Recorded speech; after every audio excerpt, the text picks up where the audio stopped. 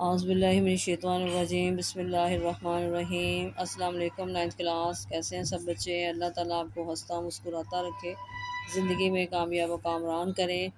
جی بچوں، آج ہم ترجمہ القرآن میں سورۃ الحج، اس کی ہم ریڈنگ کریں گے اور اس ساتھ ہی اس کی ایکسرسائز بھی کریں گے۔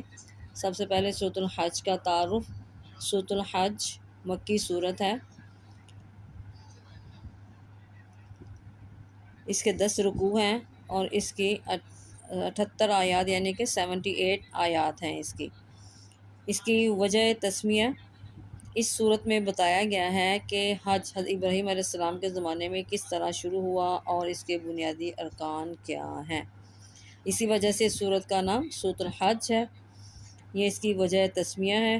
آگے سورۃ الحج کی خصوصیت ہے کہ سورۃ الحج ایک منفرد صورت ہے، اس کا کچھ حصہ مدنی ہے اور کچھ حصہ مکی ہے۔ اس صورت کا نزول مکہ مکرمہ میں ہجرت سے پہلے ہو چکا تھا اور تکمیل ہجرت کے بعد مدینہ منورہ میں ہوئی، یعنی کہ سورۃ الحج کا ایک حصہ مکی دور کے آخر میں نازل ہوا۔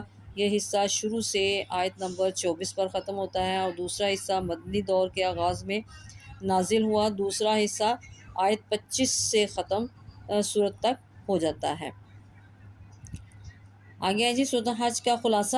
قیامت کے احوال، حج اور قربانی کا بیان اور جہاد کی اجازت ہے۔ یہ تھا اس کا تعارف۔ اب ہم اس کے مضامین کو پڑھ لیتے ہیں آیات کے حوالے سے، جو ہماری سورۃ الحج ہے اس کے آیات کے حوالے سے۔ سورۃ الحج کی ابتدا میں قیامت کے احوال کا بیان ہے۔ قیامت کے احوال کا بیان ہے۔ ارشاد باری تعالیٰ ہے، اے لوگو اپنے رب سے ڈرو، بے شک قیامت کا زلزلہ بڑی ہولناک چیز ہے۔ سورۃ الحج آیت نمبر 1۔ آگے جی جزا و سزا کا بیان۔ قیامت کے دن منافقوں اور کافروں کے برے انجام اور مومنوں کے اچھے انجام کا ذکر ہے۔ آگے جی حج اور قربانی کے احکام۔ پھر حج اور قربانی کے احکام کا بیان ہے، یعنی حج اور قربانی کی حقیقت سے آگاہ کیا گیا ہے۔ ارشاد باری تعالیٰ ہے، میرے گھر کو صاف ستھرا رکھیں طواف کرنے والوں کے لیے اور قیام کرنے والوں کے لیے اور رکوع سجدہ کرنے والوں کے لیے، اور لوگوں کے درمیان حج کا اعلان کریں۔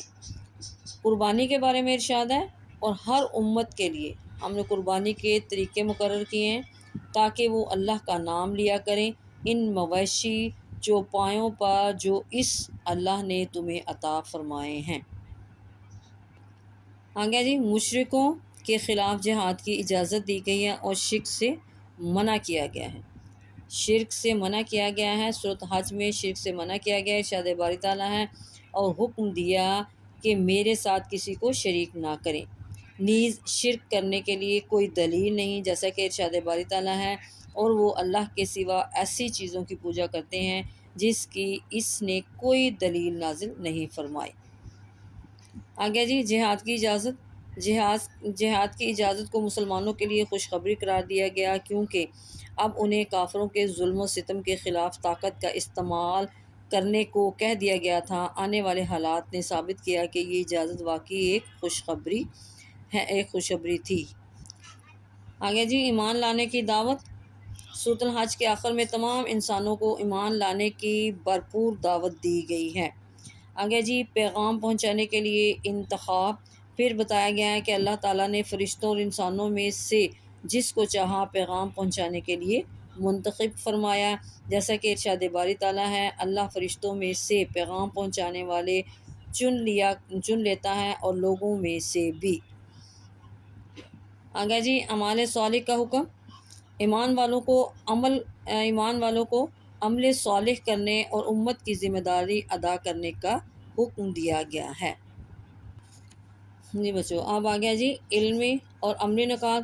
یہ بھی ہم اپنے پرانے آیات کے حوالے سے اس کو سمجھیں گے۔ سورۃ الحج کے مطالعے سے جو علمی اور عملی نکات معلوم ہوتے ہیں ان میں سے چند یہ ہیں۔ قیامت کا دن ایک نہایت سخت اور ہولناک دن ہوگا جو لوگوں کے ہوش اڑا دے گا۔ ارشاد باری تعالیٰ ہے، اے لوگو اپنے رب سے ڈرو، بے شک قیامت کا زلزلہ بڑی ہولناک چیز ہے۔ آگے جی شیطان کی پیروی کا نتیجہ۔ شیطان کی پیروی کرنے والے دنیا میں گمراہی اور آخرت میں عذاب میں ہوں گے۔ ارشاد باری تعالیٰ ہے، اور کچھ لوگ ایسے ہیں جو اللہ کے بارے میں جھگڑتے ہیں علم کے بغیر، اور سرکش شیطان کی پیروی کرتے ہیں، جن کے بارے میں لکھ دیا گیا ہے کہ جو اسے دوست بنائے گا تو وہ اسے گمراہ کر دے گا اور جہنم کے عذاب کا رستہ دکھائے گا۔ آگے ہے جی شرک سے اجتناب۔ شرک کے لیے کوئی دلیل نہیں، ارشاد باری تعالیٰ ہے، اور وہ اللہ کے سوا ایسی چیزوں کی پوجا کرتے ہیں جس کی اس نے کوئی دلیل نازل نہیں فرمائی، اور نہ ہی ان کو اس کا کوئی علم ہے، اور ظالموں کا کوئی مددگار نہیں ہے۔ آگے جی منافقین کا طرز عمل۔ منافقین اللہ تعالیٰ کی عبادت کنارے کنارے رہ کر کرتے ہیں، اور دنیا کے فائدے پر خوش ہوتے ہیں، اور نقصان پر دین سے دور ہو جاتے ہیں۔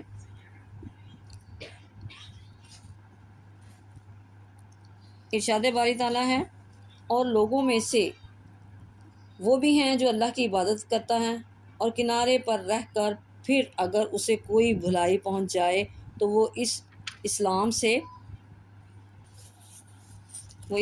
سے مطمئن ہو جاتا ہے، اور اگر کوئی مصیبت پڑ جائے تو منہ کے بل الٹا پھر جاتا ہے۔ اس شخص نے دنیا اور آخرت کا نقصان اٹھایا، یہی تو کھلا نقصان ہے۔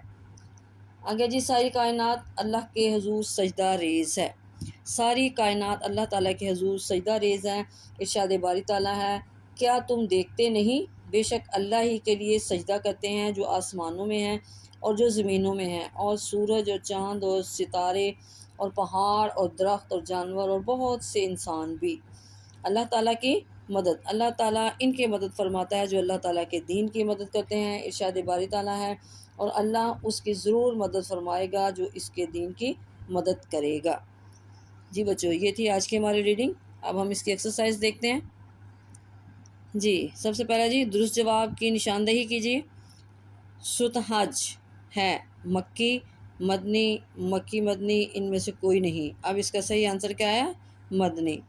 پہلی مرتبہ جہاد کی اجازت دی گئی، سورۃ مریم میں، سورۃ طٰہٰ میں، سورۃ حج میں، سورۃ انبیاء میں۔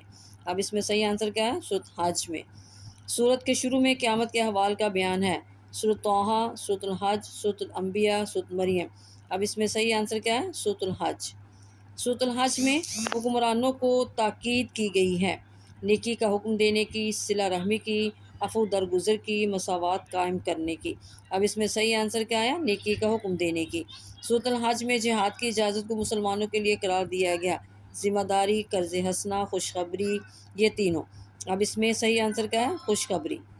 اس کو شارٹ کویشچن دیکھ لیتے ہیں، سورۃ الحج کو یہ نام کیوں دیا گیا؟